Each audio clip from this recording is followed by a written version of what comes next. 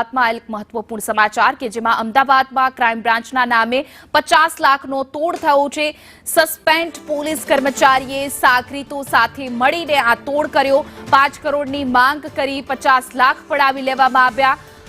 15,000ની જેલની ધમકી આપી પડાવ્યા રૂપિયા। 15 વર્ષ જેલની ધમકી આપી હતી। સસ્પેન્ડેડ પોલીસ કર્મચારી આકાશ પટેલે કર્યું આ તોડ। તો લાયસન્સ વિના ફોરેન કરન્સી એક્સચેન્જ કરતા તોડ કર્યો છે। ફરિયાદીએ સીસીટીવીના આધારે તપાસ બાદ કરી ફરિયાદ। આકાશ પટેલ સહિત 3 લોકો સામે પોલીસ ફરિયાદ નોંધાઈ છે। વધુ વિગતો સાથે અમારા સંવાદદાતા જિગ્નેશ પટેલ જોડાઈ ગયા છે। જિગ્નેશ, ક્રાઇમ બ્રાન્ચના નામે 50 લાખનો તોડ, સમગ્ર ઘટના શું છે?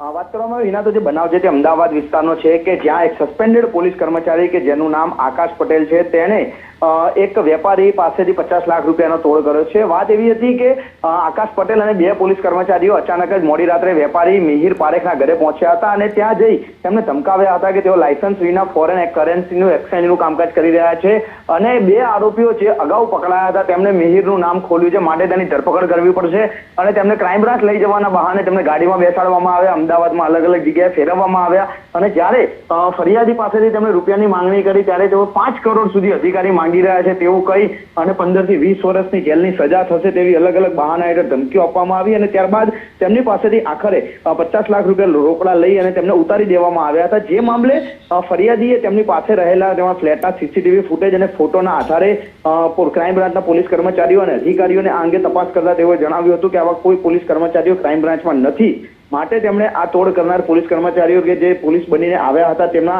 વિરુદ્ધમાં ફરિયાદ દાખલ કરી છે અને જે આકાશ પટેલ છે તે સસ્પેન્ડેડ પોલીસ કોન્સ્ટેબલ હોવાનું સામે આવ્યું છે, જેથી ક્રાઇમ બ્રાન્ચે તેના વિરુદ્ધમાં તેની અટકાયત કરી અને તેને ધરપકડ સહિતની કાર્યવાહી શરૂ કરી છે। જિગ્નેશ, સમગ્ર માહિતી બદલ આપનો આભાર।